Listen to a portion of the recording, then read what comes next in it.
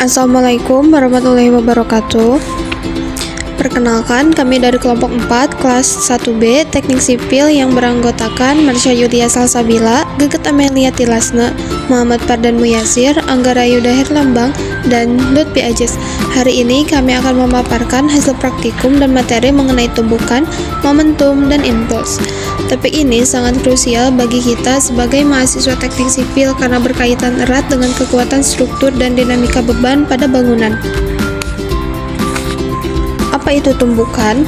Mari kita masuk ke pembahasan pertama, yaitu tumbukan. Secara teknis, tumbukan didefinisikan sebagai interaksi antara dua buah benda atau lebih yang saling bertukar gaya dalam selang waktu tertentu. Poin penting yang perlu kita garis bawahi adalah peristiwa ini harus memenuhi hukum kekekalan momentum. Selanjutnya, saya akan menjelaskan jenis-jenis tumbukan.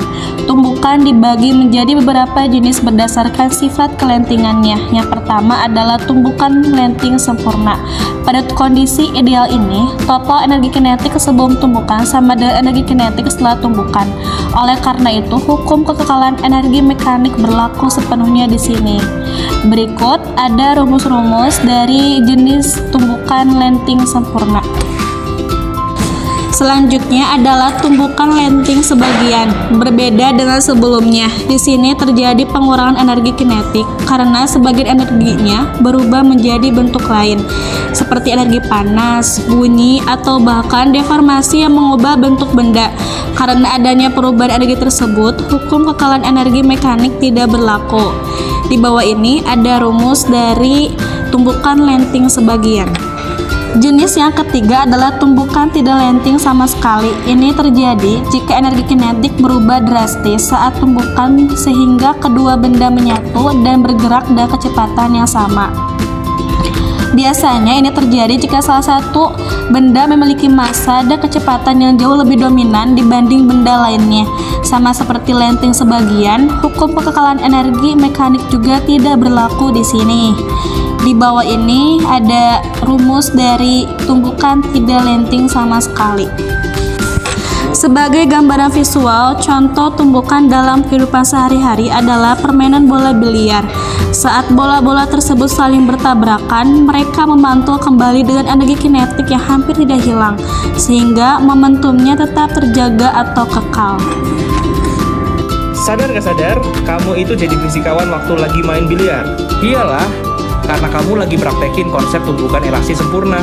Tumbukan elastisi sempurna adalah jenis tumbukan di mana energi kinetik total dan momentum total dari benda yang bertumbukan tetap konstan baik sebelum atau sesudah tumbukan, atau tidak ada energi yang hilang saat tumbukan itu terjadi. Di biliar, tumbukan elastisi sempurna terjadi waktu dua bola tabrakan tanpa ada energi yang hilang. Jadi, energi dan momentum sebelum dan sesudah tumbukan tetap sama ya.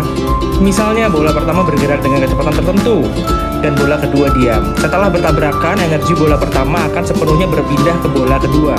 Jadi, setiap kali kamu bikin bola masuk ke lubang dengan sudut pantul yang pas, kamu sebenarnya lagi menerapkan fisika loh bro. Ada yang tahu rumus tumbukan elastisi sempurna? Pelajari dulu aja. Contoh tumbukan dalam teknik sipil. Lalu bagaimana implementasinya di bidang kita dalam teknik sipil? Prinsip tumbukan digunakan pada proses pemancang tiang pile driving.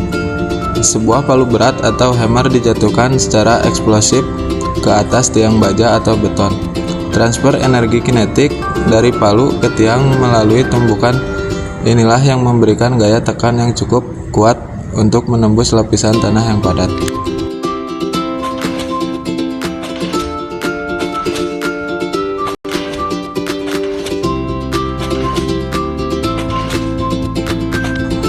Apa itu momentum? Beralih ke konsep berikutnya, yaitu momentum. Momentum adalah besaran yang menunjukkan seberapa sulit kita memberhentikan gerak suatu benda. Besarnya momentum dipengaruhi oleh dua variabel utama, massa dan kecepatan. Untuk menghentikan benda, kita memerlukan usaha yang besar, setara dan dengan perubahan energi mekaniknya. Contoh momentum dalam kehidupan sehari-hari. Contoh sederhananya bisa kita lihat pada bola tenis. Jika bola dijatuhkan dari tempat yang sangat tinggi, kecepatannya saat mencapai kaki kita akan sangat besar, sehingga momentumnya pun besar. dan memberikan dampak yang lebih terasa sakit. So, last time was the single ball bottom video. A lot of questions. This video is hopefully going to answer some of them. Now, watch the top and bottom of the spring as I let go. The bottom stays stationary and has a spring force pulling up on it, while the top falls faster than the free-falling ball and has a spring force pulling down on it. This can be confusing because in free fall, all objects fall at the same rate. So if I release the ball at the center of the mass of the spring, you'll now see both objects hit the ground at the same time because the center of mass of the spring doesn't fall at the same rate as the ball. Pretty cool. Contoh momentum dalam teknik sipil dalam perencanaan struktur. Momentum sangat diperhatikan saat menghitung beban angin pada fasad gedung pencakar langit. Angin kencang yang menabrak dinding gedung mengalami perubahan momentum yang signifikan saat kecepatannya berkurang atau arahnya berubah.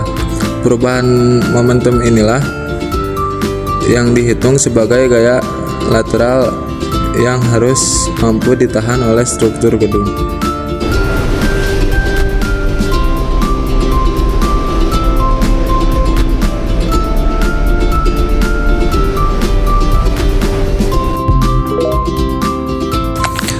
Apa itu impuls? Selanjutnya adalah impuls. Secara sistematis, impuls merupakan perubahan momentum yang dialami benda karena adanya gaya luar yang bekerja dalam selang waktu tertentu. Contoh impuls dalam kehidupan sehari-hari. Contoh yang paling dekat adalah saat atlet menendang bola. Interaksi antara kaki dan bola dalam waktu yang sangat singkat itu menghasilkan impuls. Kuat atau lemahnya tendangan akan sangat menentukan maksimal atau tidaknya pergerakan bola tersebut.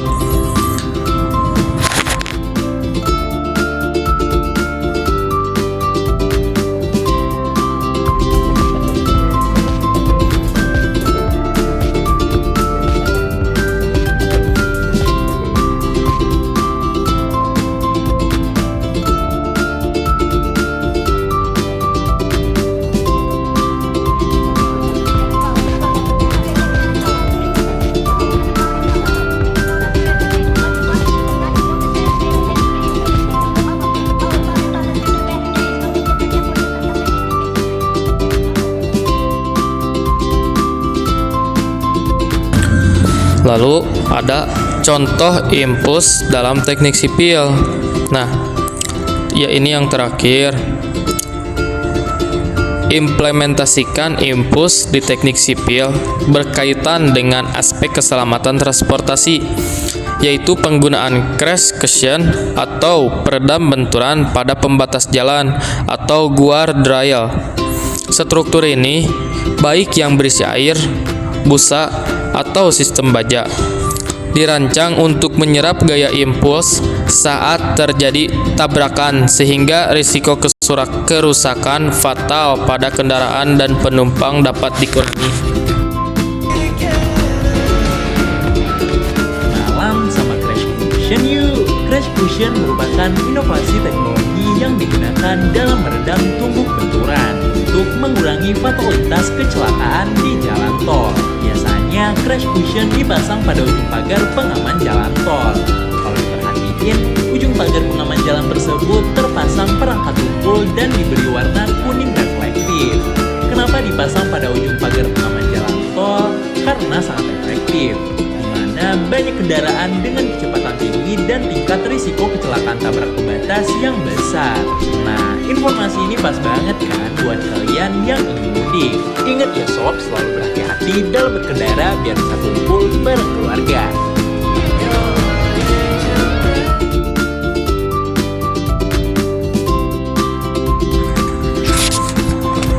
Demikian pemaparan dari kami kelompok 4 mengenai tumbukan, momentum, dan impuls. Semoga penjelasan ini dapat memberikan wawasan baru bagi kita semua. Terima kasih atas perhatiannya. Wassalamualaikum warahmatullahi wabarakatuh.